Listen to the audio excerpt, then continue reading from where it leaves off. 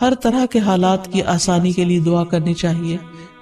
قال رب اشرح لی صدری ویسر لی امری. اس نے کہا ہے میرے رب میرے لیے میرا سینہ کھول دے اور میرا کام آسان کر دے. حدیث میں بھی آتا ہے نبی صلی اللہ علیہ وسلم مشکل وقت میں دعا پڑھتے تھے اللہم لا سہل الا ما جعلتہ سہلا وانت تجعل الحزن اذا شئت سہلا. اللہم لا سہل الا ما جعلتہ سہلا وانت تجعل الحزن اذا شئت سہلا. اللہم لا سہل الا ما جعلتہ سہلا وانت تجعل الحزن اذا شئت سہلا.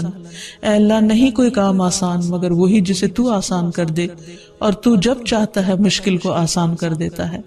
پھر اسی طرح ایک اور دعا بھی ہے ربنا آتنا من لدنک رحمتا وہیئ لنا من امرنا رشدا. ربنا آتنا من لدنک رحمتا وہیئ لنا من امرنا رشدا. ربنا آتنا من لدنک رحمتا وہیئ لنا من امرنا رشدا. اے ہمارے رب ہمیں اپنے پاس سے رحمت عطا کر اور ہمارے لیے ہمارے معاملے میں رہنمائی فرما دے.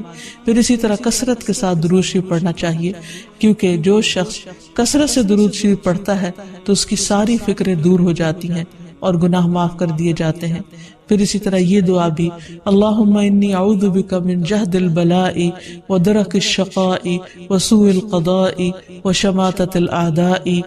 اللہم انی اعوذ بک من جہد البلاء ودرک الشقاء وسوء القضاء وشماتۃ الاعداء. اللہم انی اعوذ بک من جہد البلاء ودرک الشقاء وسوء القضاء وشماتۃ الاعداء. اے اللہ میں آپ کی پناہ چاہتا ہوں سخت مشقت، بد نصیبی کے پانے، بری تقدیر اور دشمنوں کے خوش ہونے سے. پھر اسی طرح اللہم رحمتک ارجو فلا تکلنی الی نفسی طرفۃ عین واصلح لی شأنی کلہ لا الہ الا انت.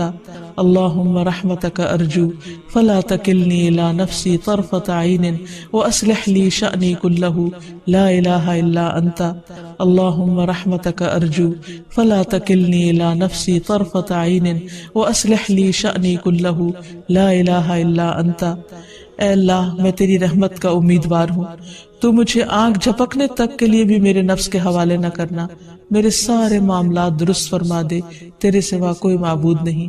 پھر اسی طرح عمومی طور پر بھی انسان دنیا اور آخرت کی بھلائیوں کی دعائیں مانگے ربنا آتنا فی الدنیا حسنۃ وفی الآخرۃ حسنۃ وقنا عذاب النار. ربنا آتنا فی الدنیا حسنۃ وفی الآخرۃ حسنۃ وقنا عذاب النار.